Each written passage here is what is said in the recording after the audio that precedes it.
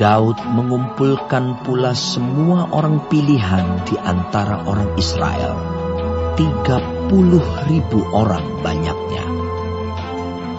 Kemudian bersiaplah Daud, lalu berjalan dari Baale Yehuda dengan seluruh rakyat yang menyertainya, untuk mengangkut dari sana tabut Allah yang disebut dengan nama Tuhan semesta alam, yang bertakhta di atas kerubim. Mereka menaikkan tabut Allah itu ke dalam kereta yang baru setelah mengangkatnya dari rumah Abinadab yang di atas bukit. Lalu Uza dan Ahyo, anak-anak Abinadab, mengantarkan kereta itu. Uza berjalan di samping tabut Allah itu, sedang Ahyo berjalan di depan tabut itu.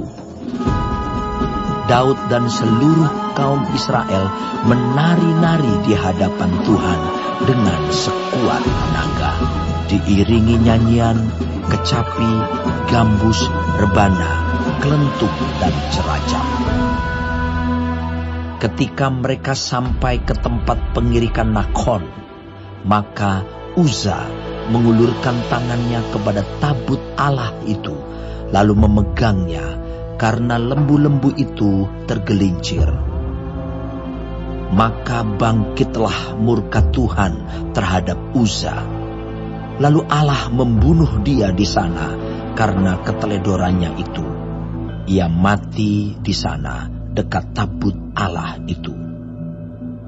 Daud menjadi marah karena Tuhan telah menyambar Uza demikian hebatnya. Maka tempat itu disebut orang Peres Uza sampai sekarang. Pada waktu itu Daud menjadi takut kepada Tuhan, lalu katanya, "Bagaimana tabut Tuhan itu dapat sampai kepadaku?" Sebab itu Daud tidak mau memindahkan tabut Tuhan itu ke tempatnya, ke kota Daud.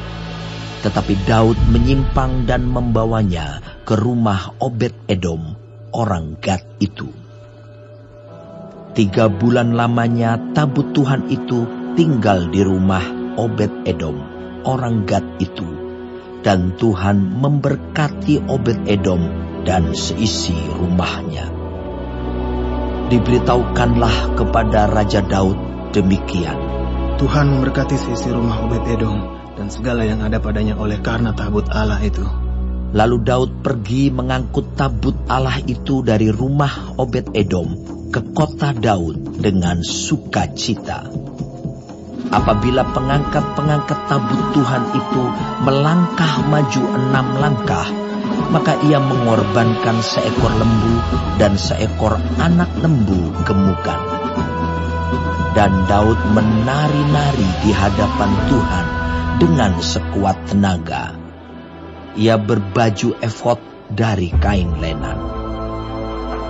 Daud dan seluruh orang Israel mengangkut tabut Tuhan itu dengan diiringi sorak dan bunyi sangkakala.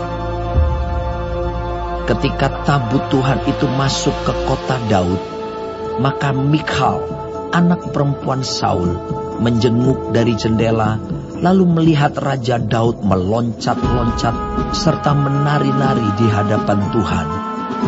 Sebab itu ia memandang rendah Daud dalam hatinya. Tabut Tuhan itu dibawa masuk, lalu diletakkan di tempatnya, di dalam kemah yang dibentangkan Daud untuk itu. Kemudian Daud mempersembahkan korban bakaran dan korban keselamatan di hadapan Tuhan. Setelah Daud selesai mempersembahkan korban bakaran dan korban keselamatan, diberkatinyalah bangsa itu demi nama Tuhan semesta alam. Lalu dibagikannya kepada seluruh bangsa itu, kepada seluruh halayak ramai Israel, baik laki-laki maupun perempuan, kepada masing-masing seketul roti bundar, sekerap daging, dan sepotong kue kismis. Sesudah itu pergilah seluruh bangsa itu masing-masing ke rumahnya. Ketika Daud pulang untuk memberi salam kepada seisi rumahnya, maka keluarlah Michal binti Saul mendapatkan Daud.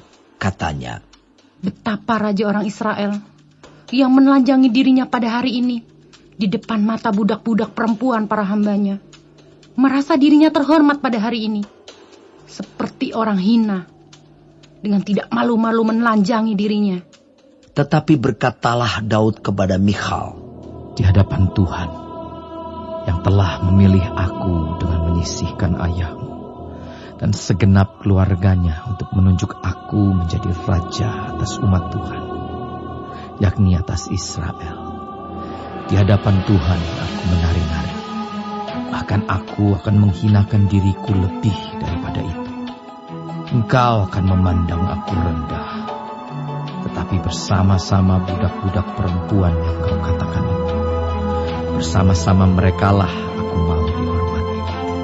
Michal binti Saul tidak mendapat anak sampai hari pada